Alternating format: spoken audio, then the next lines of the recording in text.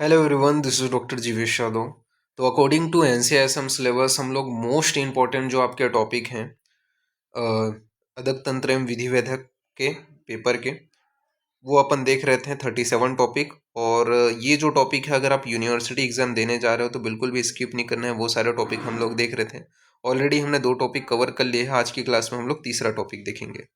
तो last class में हमने उपविश के विषम विष महाविष के विषम बात कर लिया था। इस क्लास में हम लोग जो है उपविष 11 जो आपके बताए गए हैं उसके अपन नाम देखेंगे। ठीक है, तो क्या है आपके उपविष 11 कौन से हैं? तो विष तिंदुक बीजम च, इसका भी श्लोक याद हो सके तो ज़्यादा अच्छी बात है। ठीक है, विष तिंदुक बीजम च त्वहिष्य फेनश्य रेचिकम धतुरा बीज विजया गुंजा भल्लात कान्य अर्क क्षीर स्नुहि क्षीर लांगली करवीरकम समाख्यत गुणवयम तो बुद्धिरक विषम अभिदवा। ठीक है, तो ये आपको ध्यान में रखना है। श्लोक को याद कर लो तो ज़्यादा बेटर है। कौन से हैं? तो विष तिंदुक, यानी कि विष तिंदुक बीजम च, यानी कि विष तिंदुक का बीज। इसके अलावा त्वहिष्य फेनश्य रेचकम, यानी कि अहीफेन। ठीक है, इसके अलावा आपका रेचक धतुरा बीज। ठीक है, तो धतुरा बीज हो गया।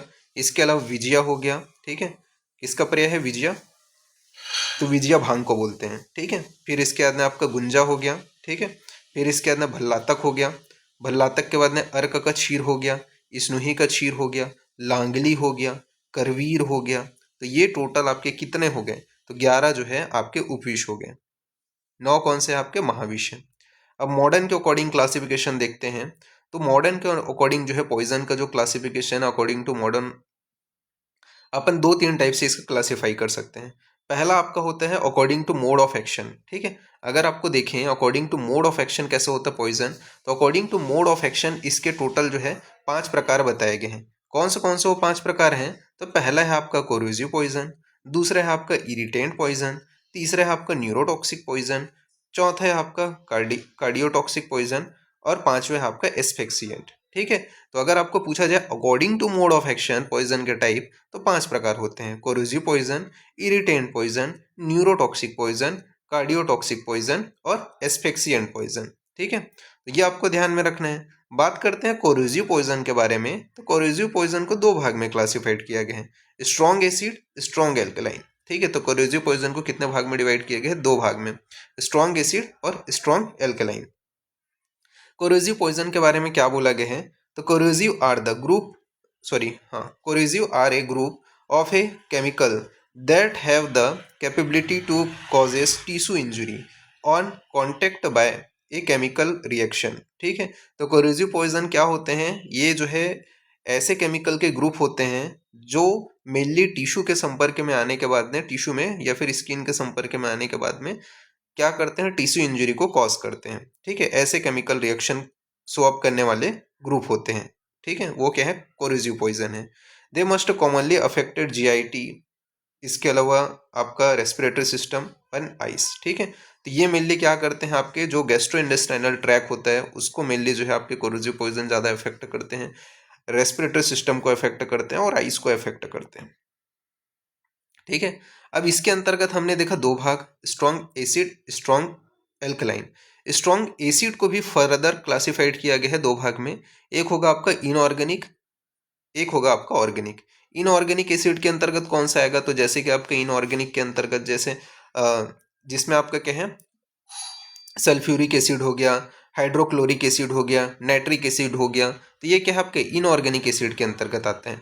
जबकि ऑर्गेनिक एसिड के अंतर्गत आपका क्या आता है? जैसे कार्बोक्सिलिक एसिड हो गया, ठीक है, ऑक्जेलिक एसिड हो गया, एसिटिक एसिड हो गया, फिनॉल हो गया। ठीक है, तो ये ऑर्गेनिक एसिड के अंतर्गत आते हैं।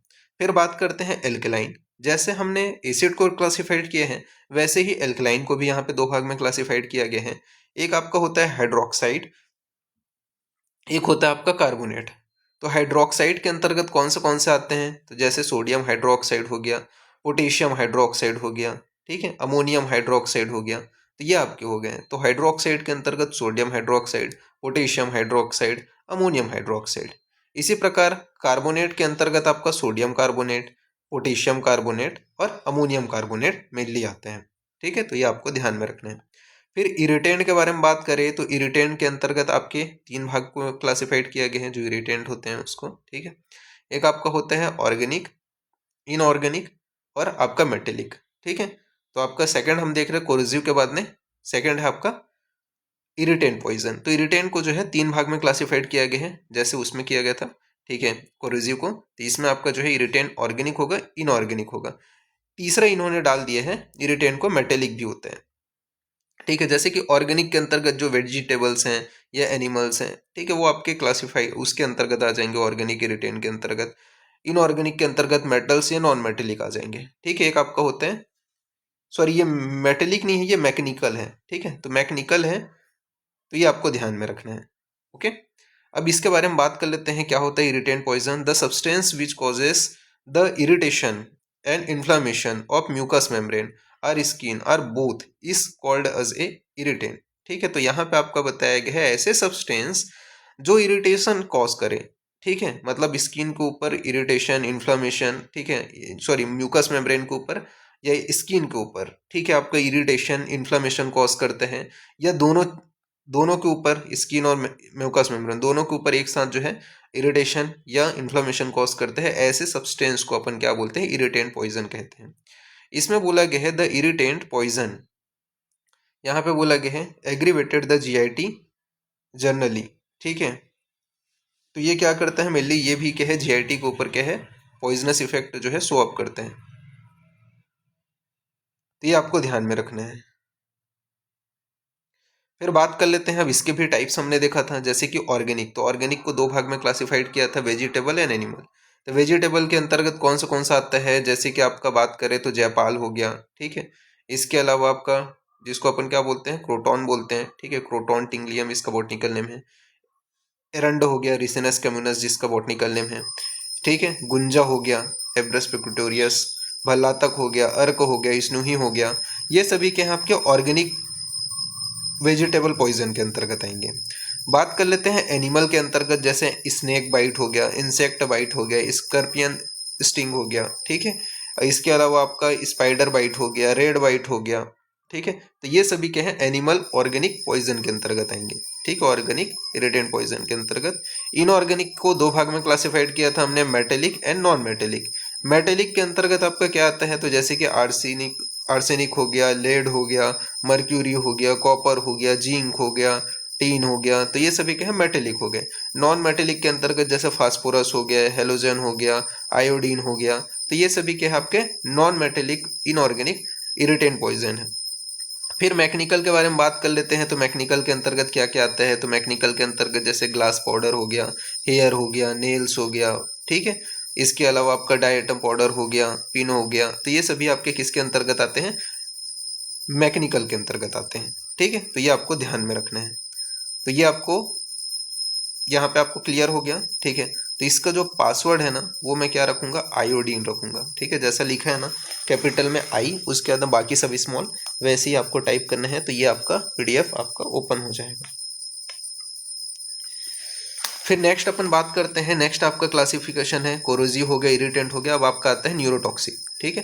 तो न्यूरोटॉक्सिक पॉइजन के बारे में बात कर लेते हैं, क्या होता है न्यूरोटॉक्सिक पॉइजन। तो any substance that is a capable of a causing damage to nerve और nerve tissue is called neurotoxic poison, ठीक है। तो ऐसे आपके सब्सटेंस जो कैपेबल होते हैं आपके नर्व को डैमेज करने के लिए, नर्व टिश्यू को डैमेज करने के लिए, उसे अपन क्या बोलेंगे, न्यूरोटॉक्सिक पॉइजन बोलेंगे। अब इसके अंतर्गत जैसे कि आपका सेरिब्रल आता है, ठीक है, तो सेरिब्रल के अंतर्गत आपका जैसे सेमनीफेरस हो गया, ठीक है। इसके अलावा निब्रेंट हो गया, डेलिरिएंट हो गया, ठीक है, तो इसको अपन देखेंगे। तो सबसे पहला आता है आपका सोमनीफेरस, ठीक है।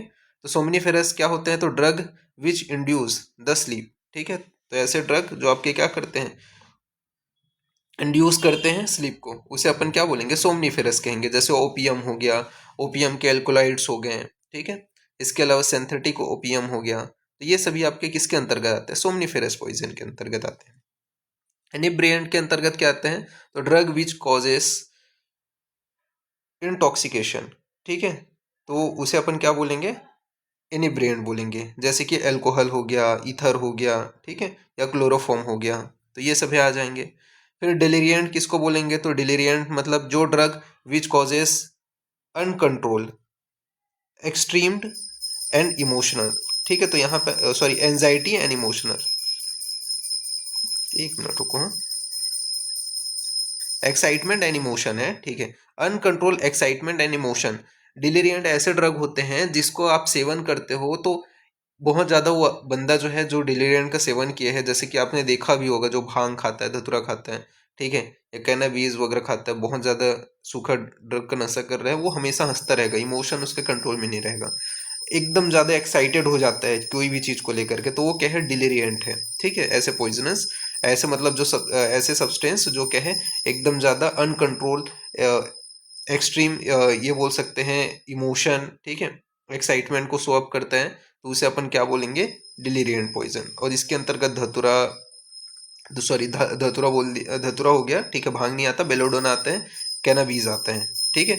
इसके अलावा बात करते हैं स्पाइनल, तो स्पाइनल के अंतर्गत आपका स्टिक्निन आता है, कुचला आता है, ठीक है। पेरिफेरल के अंतर्गत आपका कौन सा आता है, तो इसके अंतर्गत कोनियम आता है, ठीक है, तो ये आपको ध्यान में रखना है। फिर बात करते हैं नेक्स्ट आपका जो आता है वो है आपका कार्डियोटॉक्सिक। तो कार्डियोटॉक्सिक पॉइजन क्या है, तो the substance having a poisonous or deleterious effect upon the heart is called cardiotoxin. Cardiac मतलब समझ में आ गया हो गया, ठीक है, जो आपके क्या है मतलब हार्ट को जो इफेक्ट करेगा, ऐसा पॉइजन आपका कार्डियोटॉक्सिक कहलाएगा। इसके अंतर्गत आपका निकोटीन आ जाता है, ठीक है, एकोनाइटिन आ जाता है, डिजिटिलिन आ जाता है, ठीक है, तो ये सारी चीज़ें आ जाती हैं।